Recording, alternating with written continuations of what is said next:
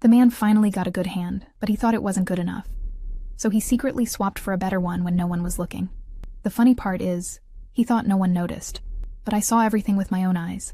Facing a hand like this, I didn't panic at all. Instead, I bet all my savings in the downtown villa. Just then the dealer exchanged glances with his partner, hinting that I was being dealt garbage cards. They were already celebrating the 18 million they thought was theirs. But I revealed my hand. Everyone was stunned because I had swapped my cards too, but no one noticed. Since I was personally trained by the king of gambling, I could memorize every card in an instant and switch them without anyone noticing. The first thing I did, after leaving the mountain, was crash my brother's wedding. 3 years ago, I fought hard against the underground casino, run by my adoptive father and brother, but they conspired to push me off a cliff. If not for my master, I would have died on the spot. 3 years later, I showed up in front of them again. They were terrified, but pretended to stay calm, tried to talk me out of ruining the wedding, but I came for one reason, to make sure they had no peace. So I said nothing and flipped the cake. The wedding instantly descended into chaos. Even the bride stormed off. That was the start of my revenge. The next day, I stormed into the family's underground casino. It looked like entertainment on the surface, but in truth, it was a hell that devoured souls.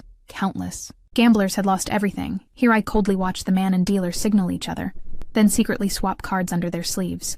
He ended up taking all the opponent's chips.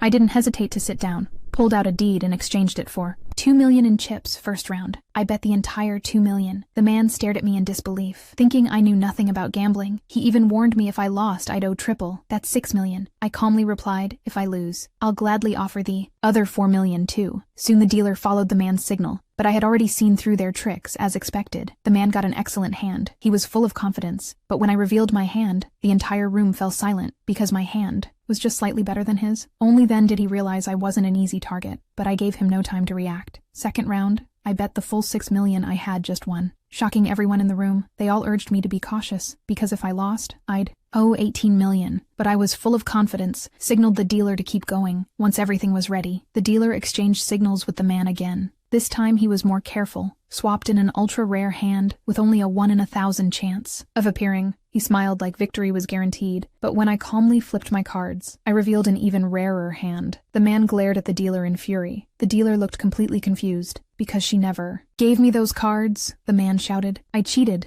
demanded a body search on the spot. Just then my brother showed up, handed me a check for 18 million. He knew exactly why I came, and hated me for ruining the wedding, so he made it clear he wanted one final match to settle all past grudges. If I lost, the 18 million and myself would stay, at his mercy. But if he lost, the entire casino would be mine. That was exactly what I had been waiting for. I knew his specialty was dice. He had never lost at it, but I chose his strongest skill to make sure he was utterly defeated.